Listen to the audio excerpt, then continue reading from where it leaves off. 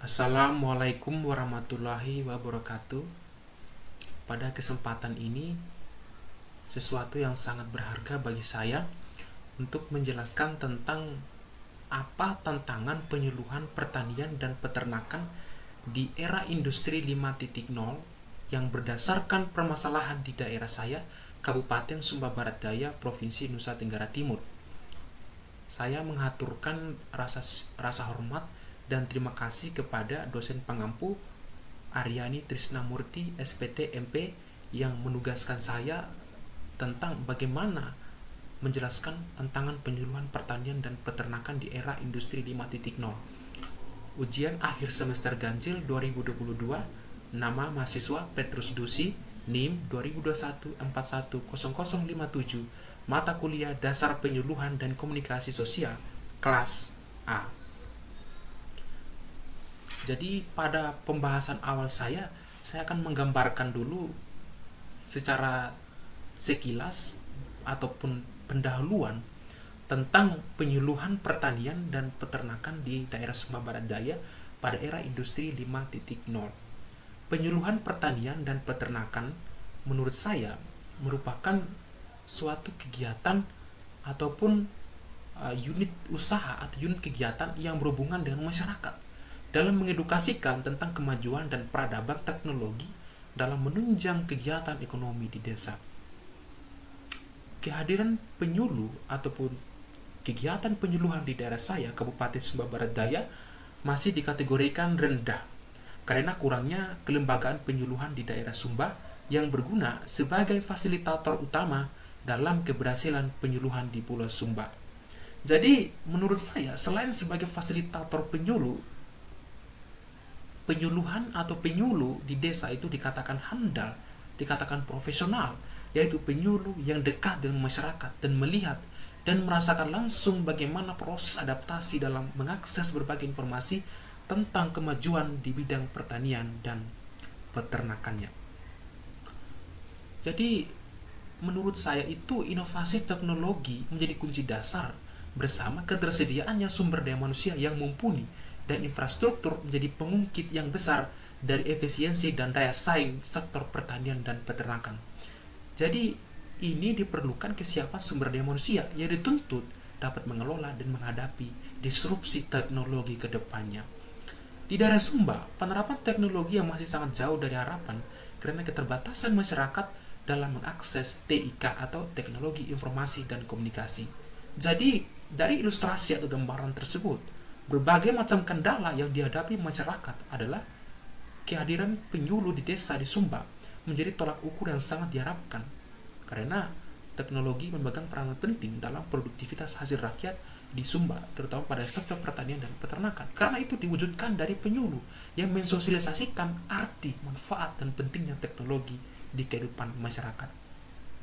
Kemudian sekarang saya berbicara mengenai apa itu masyarakat dan penyuluh di Sumba, di daerah saya. Jadi ketika berbicara mengenai itu, saya kembali kepada slide sebelumnya, berbicara mengenai kurangnya kelembagaan penyuluh di daerah. Jadi berbicara mengenai kurangnya jumlah penyuluh di daerah berakibat pada yang pertama itu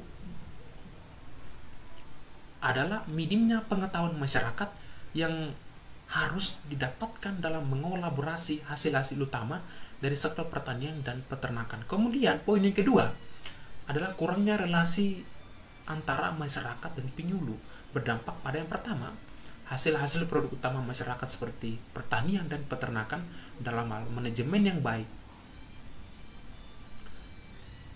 Kemudian bagaimana petani itu ataupun peternak mengerti bagaimana manajemen itu dikelola dengan baik, karena itu juga diwujudkan ataupun dilakukan dengan baik karena jumlah penyuluh itu berkurang yang secara otodidaknya berfungsi sebagai alat ataupun akses yang mensosialisasikan dalam mengedukasikan tentang pentingnya segala hal tersebut kepada petani dan peternak.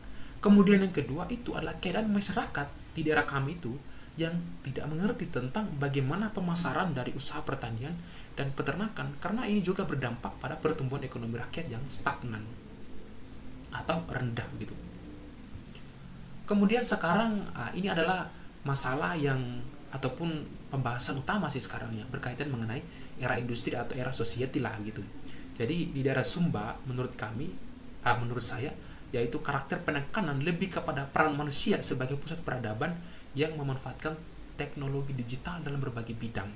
Jadi industri 5.0 keberlangsungannya di masyarakat di Sumba itu kurang berperan dengan baik karena keterbatasan masyarakat dalam mengakses teknologi yang mumpuni serta kurang pahamnya masyarakat terhadap ilmu pengetahuan dan teknologi.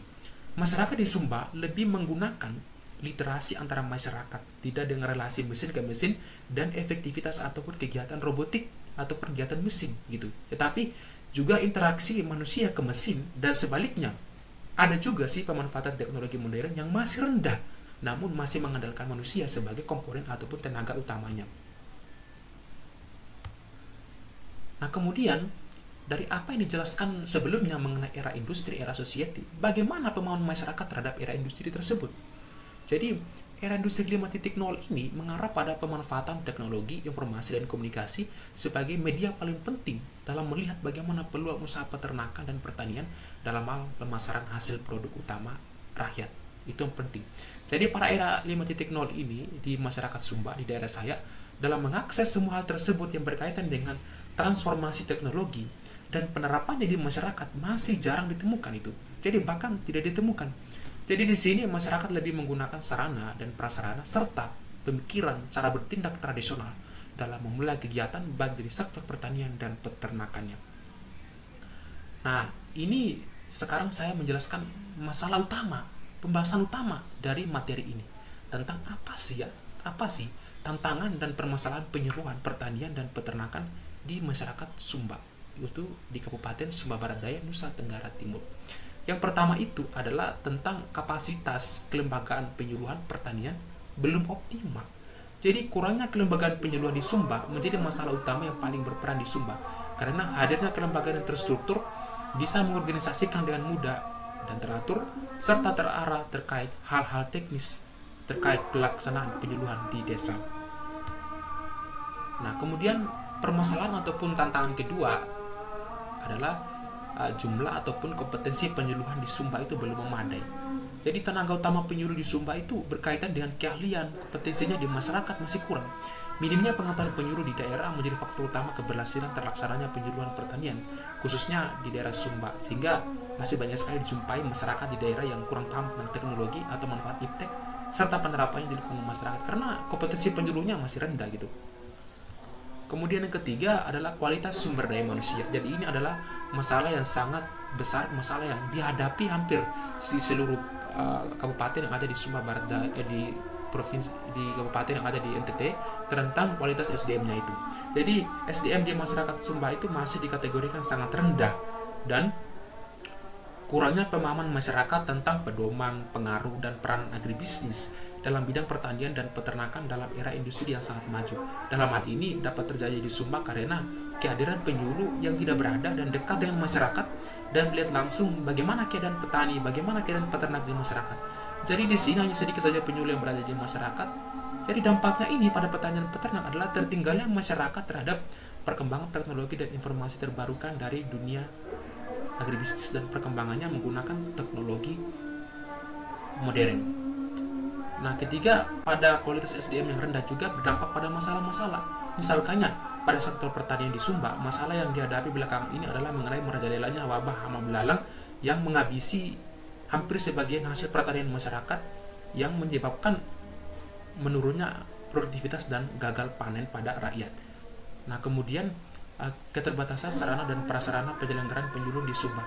Kendala yang sering dijumpai dalam penyuluh adalah minimnya serta kurangnya sarana dan prasarana dalam mendukung kegiatan penyuluhan. Misalnya dalam kegiatan IB, penyuluh itu kekurangan alat dalam mensosialisasikan IB. Kemudian terakhirnya adalah dalam bidang pertanian dan peternakan, sarana dan prasarana juga belum mendukung. Misalnya dalam bidang pertaniannya keterbatasan alat traktor yang digunakan dalam menggarap lahan petani. Kemudian alat-alat semprot dalam membasmi hama itu hanya digunakan ataupun dirasakan oleh segelintir orang saja, sehingga di sini bisa menyebabkan kesenjangan pertanian yang disebabkan oleh para pelaku-pelaku tertentu di masyarakat. Nah, sekarang terakhir adalah partisipasi petani ataupun peternak dalam penjualan di Sumba.